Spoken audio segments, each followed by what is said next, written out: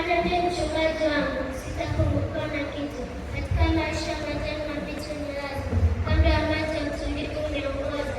Unilisha nafsi yangu na kuniongoza, katika njia za haki kwa ajili ya jina lako.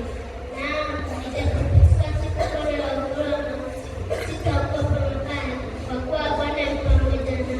Gongo lako na fimbo yako vanifariji. Waandaa meza mbele yangu machoni pa watesi wangu.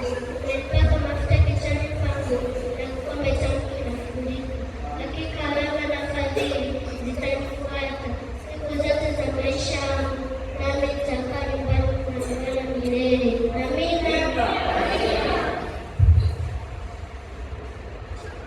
Fungu langu linatoka katika kitabu cha Mathayo 5 mstari wa 5 hadi wa 10, inasema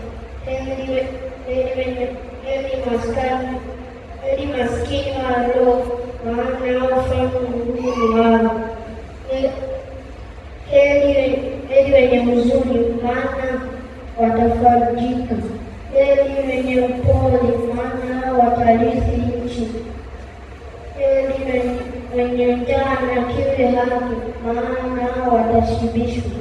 Heri wenye rehema, maana hao watapata rehema. Heri wenye mioyo safi, maana hao watamwona Mungu. Heri wapatanishi, maana hao wataitwa wana wa Mungu. Heri wenye kuuziwa, maana hao mpaka mbinguni ni wao. Kitabu changu kinatoka katika Luka 2:2, nasema Yesu akazidi kuendelea katika hekima na kimo kimpendeza Mungu na wanadamu. Imetokea kwenye mahusiano.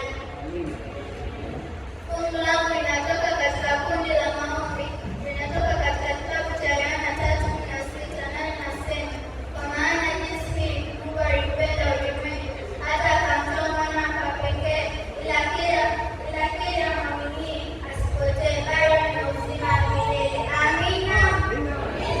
Washiriki tunasemaje? Hao ni watoto wadogo ambao wanakuja kwenu na mafungu, lakini tunawaambia amina. Hawezi wakaona walichokifanya. Mnasemaje? Washiriki mnasemaje? Yesu kwangu mbele, wamuone Yesu kwangu, wamuone Yesu kwangu, kama